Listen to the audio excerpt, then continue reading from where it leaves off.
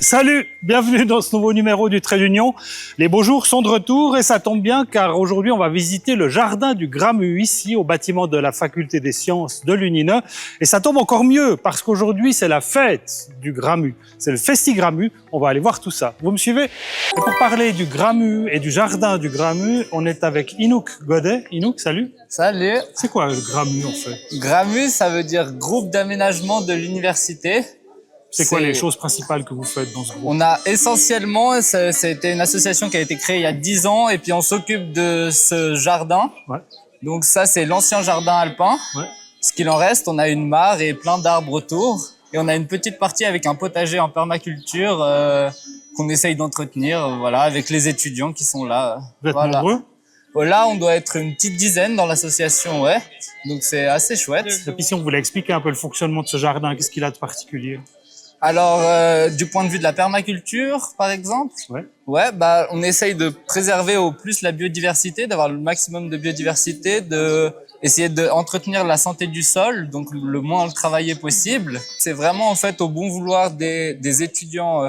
Donc c'est vraiment en fonction de ce que les étudiants ils ont envie de faire, quelle implication ils veulent donner, quelle direction on veut aller. Voilà, donc c'est là cette année on essaye de faire pousser des légumes et un petit peu des fleurs aussi, voilà, c'est un peu nos objectifs. Merci Inouk. Voilà. Et maintenant, on va parler du Festi-Gramu avec Malvin. À tout à l'heure. À tout à l'heure. Et pour parler du Festi-Gramu en tant que tel, on est en compagnie de notre Malvin national, héros de campagne Révèle-toi. Bravo encore pour les vidéos que tu as réalisées. Je vous invite à aller les voir. Bonjour, pas de problème. Alors Malvin, Festi-Gramu, c'est quoi?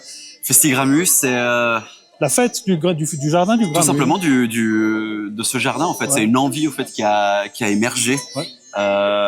Avant même que j'ai commencé le bachelor, au fait, ici. C'est vraiment le premier lieu que j'ai vu ici de l'université.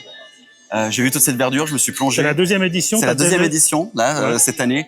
Et dès que j'avais vu cet endroit, je me suis dit, OK, go, il faut faire un... Ah, c'est ton idée, la fête du Gramu. Ouais, tout là-dedans. Bravo. Voilà. Mais heureusement, je suis pas tout seul. Alors, qu'est-ce qu'il y a au programme? Le programme, là, maintenant, on a des amis qui jouent, du coup, du sitar indien, du santour iranien. On aura Vi, une célèbre conteuse ici, du coup, de Neuchâtel.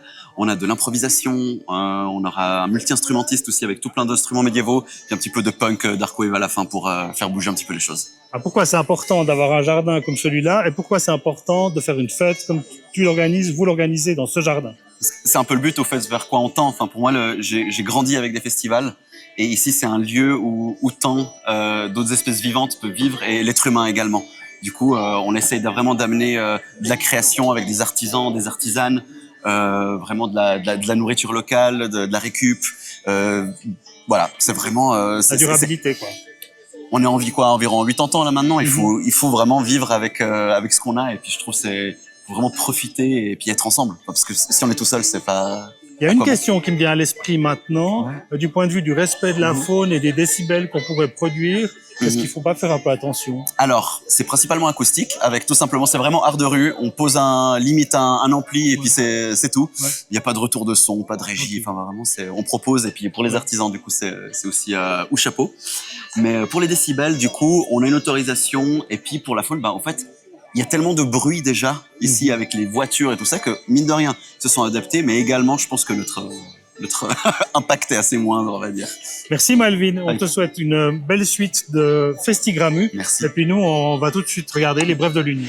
La fonte d'un glacier impacte les eaux souterraines. Une équipe d'hydrogéologues a étudié l'impact des cycles de gel et de dégel d'un glacier rocheux situé dans les Grisons sur la dynamique des eaux souterraines.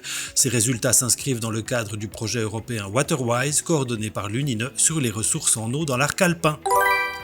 Le mois dernier, une délégation de l'UNINE a effectué un voyage d'études à Strasbourg autour de la notion de frontière. Ce groupe, composé essentiellement d'étudiants de l'ILCF, a eu le privilège de rencontrer Alain Berset, secrétaire général du Conseil de l'Europe, ancien conseiller fédéral et alumnus de l'UNINE.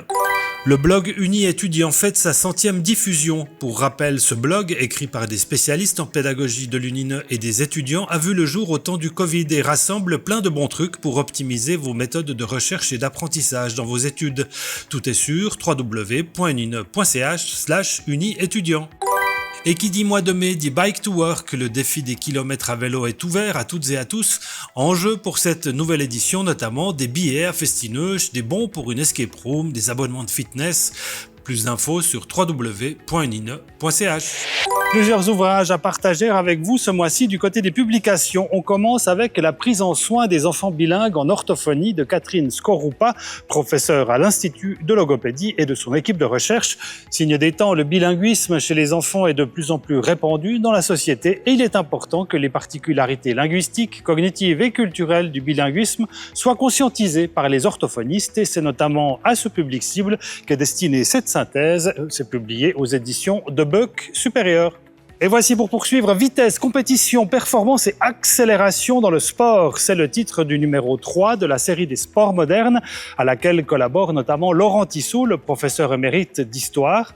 Parmi la trentaine d'articles que contient ce volume, on trouve notamment la vitesse dans les arts martiaux japonais. Un article signé par le doyen de la faculté des lettres et sciences humaines, Loris Petris, passionné qu'il est par le kobudo et les autres arts martiaux issus du pays du soleil levant. Vitesse, c'est aux éditions Alphil. Et on retrouve Loris Petris qui a co-dirigé cet ouvrage, Les Frères du Bellay et l'Europe. C'est le fruit d'un colloque ayant rassemblé les universités de la Sorbonne, de Vérone et de Neuchâtel. C'est l'histoire des du Bellay, descendants entre autres du fameux Joachim, des du Bellay qui se sont disséminés en Europe et notamment en Italie pour agir en politique et en culture au temps de la Renaissance. Les Frères du Bellay et l'Europe, c'est un très bel ouvrage aux éditions Draw d'Europe. On va en parler encore sur la base de cet ouvrage. Face à la malice des temps, ce sont les mémoires de l'ancien ambassadeur François Nordman. François Nordman qui sera l'un de nos invités du café scientifique intitulé « La construction européenne, c'est quoi le plan ?» Ce sera le 7 mai prochain dans le cadre des Journées de l'Europe à Neuchâtel. Et si vous voulez entendre spécifiquement François Nordman sur son parcours, il sera déjà là à 17h pour une masterclass sur ses choix d'études, sa vie et ses points de vue sur le monde d'aujourd'hui. Toutes les infos sur www.unine.ch. Et on termine par un coup de cœur. C'est Une vie juste. C'est un roman du Neuchâtelois d'origine, Julien Sansonance, qui revient justement dans sa ville pour mettre en scène la vie ordinaire d'un couple et la métamorphose de sa cité natale, Neuchâtel. Une vie juste, ça commence dans le quartier des Beaux-Arts, à 2 pas de l'Unine, et c'est aux éditions Alphil. Voilà, c'est tout pour cette réunion en vidéo dédicacée à Jean-Daniel Morero, professeur émérite d'histoire médiévale, décédé à l'âge de 69 ans et qui aura marqué plusieurs volées d'étudiants ici à l'Unine.